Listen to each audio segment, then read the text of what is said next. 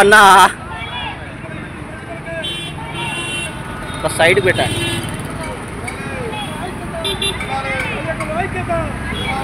జనాభా తమాషా ప్రకారం రజకులకు కేటాయించాలి.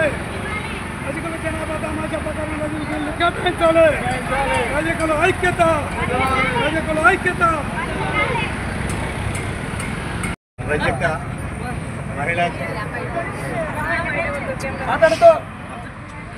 రజక మహిళా మండలకు, రజక ప్రముఖులకు, మన రజకుల 50 మందికి రజక వృత్తిదారుల సంఘం తరఫున, జిల్లా కమిటీ తరఫున కృతజ్ఞతలు తెలియజేస్తున్నాం. సోదరి సోదరులారా, ఇవాళ మనం కలెక్టరేట్కు వచ్చిన కారణం ఏమిటంటే, ఇవాళ ప్రభుత్వం ఇందిరమ్మ ఇళ్ళు లేని వాళ్ళకి ఇస్తాను అని చెప్పేసి ఒక పథకాన్ని ప్రకటించింది. ఇంటి స్థలం ఉంటే ఇల్లు కట్టుకోవడానికి 5 లక్షలని మొదటి విడతగా ప్రకటించింది. ఇందులో రజకుల్లో ఇంటి స్థలం కూడా ఉండి ఇల్లు లేని వాళ్ళు చాలామంది ఉన్నారు.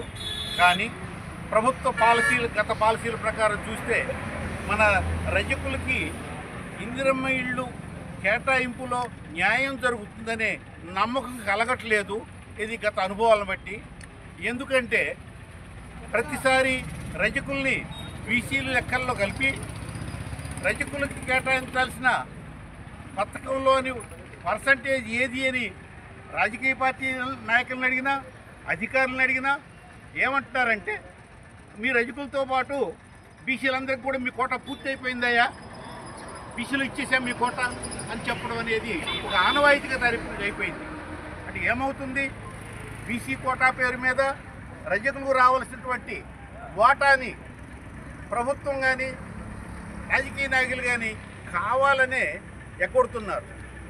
అయితే ఇప్పుడు మనం చేయాల్సింది ఏంటంటే, బీసీ కోటా పేరు చెప్పి రజకులకు ఇవ్వాల్సిన కోటాని ప్రతిసారి ఇవ్వకుండా మనకు అన్యాయం జరుగుతుంది. కాబట్టి మనం ఇక నుంచి మన కార్యక్రమం ఏంటంటే, ప్రభుత్వం ఏ పథకం ప్రకటించినా రజకుల యొక్క జనాభా దామాషా ప్రకారం రజకులకు ఇవ్వాల్సినటువంటి కోటాని కేటాయించాలి అని మనం డిమాండ్ చేయదలుచుకున్నాం.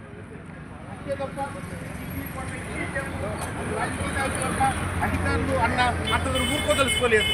బీసీ నాయకులు చెప్పారు 50 సంవత్సరాలు నిండిన వాళ్ళకి వృత్తిదారికి పెన్షన్ ఇవ్వాలి అనేది.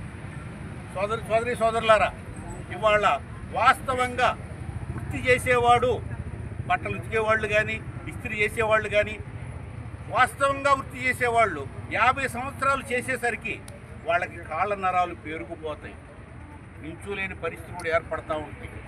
ఈ పరిస్థితిలో గత కేసీఆర్ ప్రభుత్వం ఉండగా అన్ని వృత్తిదారులను కలిసి సాకలి, మంగలి, గౌండ్ల, ఈ చేనేత అన్ని వృత్తిదారులను కలిసి వాళ్ళ కేసీఆర్ని కలిసి అయ్యా మీరు పెన్షన్ 57 ఏళ్ళకి ఇస్తున్నారు, కానీ నిజంగా వృత్తి చేసేవాడు, తాడి చెట్టు ఎక్కేవాడు కానీ, బట్టలు ఉతికేవాడు కానీ, నిజంగా వృత్తి చేసేవాడు 50 ఏళ్ళకి పని చేయలేని పరిస్థితి ఏర్పడుతుంది.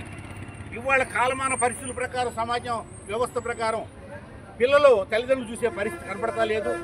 కాబట్టి మరి వాడు వృత్తిదారు సమాజానికి ఇంత సేవ చేసి ఉన్నాడు కాబట్టి, సమాజంలో ఉత్పత్తిలో భాగమై ఉన్నాడు కాబట్టి వాడికి రక్షణగా ఆ ఇచ్చే పెన్షన్ వృత్తిదారులకి 50 ఏళ్లకే ఇవ్వాలి, అన్ని రకాల వృత్తిదారులకి అని కేసీఆర్ని డిమాండ్ చేశాం. కేసీఆర్ వాళ్ళు ఒప్పుకొని జీవో ఇష్యూ చేస్తానన్నాడు. జీవో ఇష్యూ చేశాడు. కానీ అందులో ఏముంది, గీత కార్మికులకి అంటే కళ్ళు గీసే వృత్తిదారికి, చేనేత వృత్తిదారికి 50 ఏళ్లకే పెన్షన్ ఇవ్వండి అని ఇష్యూ చేశారు జీవో. ఆ ప్రకారం ఈ రోజున గీత కార్మికులకి, చేనేత కార్మికులకి 50 ఏళ్ళు దాటినటువంటి వాళ్ళకి పెన్షన్ వస్తుంది. అంటే ప్రభుత్వం ఇచ్చేది 57 ఏళ్ళకి, కానీ చేతి వృత్తిదారులకి 50 ఏళ్ళకే ఇస్తున్నారు. ఒక గాడి పడ్డది. ఆ ప్రకారమే అయితే ఇందులో జోక్ ఏంటంటే, వీళ్ళందరినీ పట్టుకెళ్ళింది రజక వృత్తిదారుల సంఘం, కానీ వాళ్ళకు వచ్చింది. ఎందుకంటే వాళ్ళ మంత్రులు ఉన్నారు, ఎమ్మెల్యేలు ఉన్నారు. ఆ మంత్రులు ఉన్న రికమెండేషన్ వాళ్ళకు వచ్చింది. ఏది గౌన్లోళ్ళకు, పద్మశాల వాళ్ళకి తీసుకెళ్ళిన శాఖల వాళ్ళకి రాలేదు. అయితే మనం దీని విషయంలో పోరాటం చేయాలి. ఆయన ఇది ఉద్యమ కోరిక కాదు. ఆల్రెడీ ప్రభుత్వం అమలు జరుపుతుంది, ఒక గాడి బడి ఉంది. మనం ఇంకంత గట్టిగా ఆందోళన ఉద్యమం చేస్తే మనకు కూడా రజకుల్లో ఉన్నటువంటి 50 ఏళ్ళు నిండిన స్త్రీ పురుష వృత్తిదారులకి పెన్షన్ వచ్చే అవకాశం ఉంది. కాబట్టి మనం పోరాడాల్సి ఉంటుంది. ప్రభుత్వానికి కూడా డిమాండ్ చేస్తున్నాము. జీవోలో వృత్తిదారుల్లో కొన్ని వర్గాల వాళ్ళకి ఇస్తున్నారు కాబట్టి మాకు కూడా ఇవ్వాలి అని చెప్పేసి ఈ విషయంలో కూడా మనం పోరాటం చేయాలని, ఈ విధంగా మాకు న్యాయం చేయాల్సి ఉంటుందని కలెక్టర్ గారు పై ప్రభుత్వానికి సిఫారసు చేయాలని చెప్పేసి కోరుతూ రాంబాబు రజక వర్గాల సంఘం జిల్లా అధ్యక్షుడిని. ఈరోజు ఈ కలెక్టరేట్కి ఈ రజక సైన్యం ఎందుకు వచ్చిందంటే, అయ్యా గౌరవ ముఖ్యమంత్రి రేవంత్ రెడ్డి గారు మా రజక జనాభా దామాషా ప్రకారం మాకు ఇంద్రమ్మ ఇల్లు ఇవ్వాలని చెప్పేసి అర్థించడానికి ఇక్కడికి వచ్చాం. గత ప్రభుత్వాలు ₹1,00,000 పథకం తీసుకొచ్చి వాళ్ళ గవర్నమెంట్కి సంబంధించిన నాయకులకే ఇచ్చారు. అదేవిధంగా ఈ పథకం కూడా మాకు అందకుండా పోయి పరిస్థితి ఉంటుందన్న ఉద్దేశంతో మేము ఈ జనాభా తీసుకొని ఈ కలెక్టరేట్కి రావడం జరిగింది. వాస్తవానికి అన్ని గ్రామాలలో రజకులు ఈ మండల వ్యాప్తంగా జిల్లా వ్యాప్తంగా ఉన్నారు. సుమారు మేము జిల్లాలో 26,000 కుటుంబాలు పైగా ఉన్నాం. మరి 26,000 కుటుంబాల్లో అన్ని కులాలలో ఎక్కువ కులంగా మేమే ఉన్నాం. వృత్తి చేసుకొని జీవిస్తున్నాం. మరి ఈ వృత్తి చేసుకొని జీవించే వారికి తమరు ఇచ్చే 5 లక్షల గృహాన్ని నిర్మించుకోవడానికి మాకు అవకాశం కల్పించాలి. వాస్తవానికి ఇల్లు లేక పరదాలు వేసుకొని గుడిసెలు వేసుకొని నివసిస్తున్నాం. మరి ఈ పద్ధతి ప్రకారం చూస్తే మీరు ఇచ్చే 3,500 మీ అధికారులు సెలక్షన్ చేసినట్లు మీ ఎమ్మెల్యేల అనుసరణకి వెళ్ళి మాకు అవకాశం దక్కదేమో అనే ఆలోచనతోనే మా రజక జనాభా తమాషా ప్రకారం మాకు ఇందిరమ్మ ఇళ్లకు కేటాయించాలని చెప్పేసి ఆలోచనతో ఇక్కడికి వచ్చాం. అదే గతంలో కామారెడ్డి డిక్లరేషన్లో రజకులకి ఇండివిజువల్గా వ్యక్తిగతంగా 10 లక్షల రూపాయలు మంజూరు చేస్తానన్నారు. అదేవిధంగా గ్రూపులు చేసుకున్న వారికి 30 లక్షల రూపాయలు సొసైటీలకు ఇస్తానన్నారు.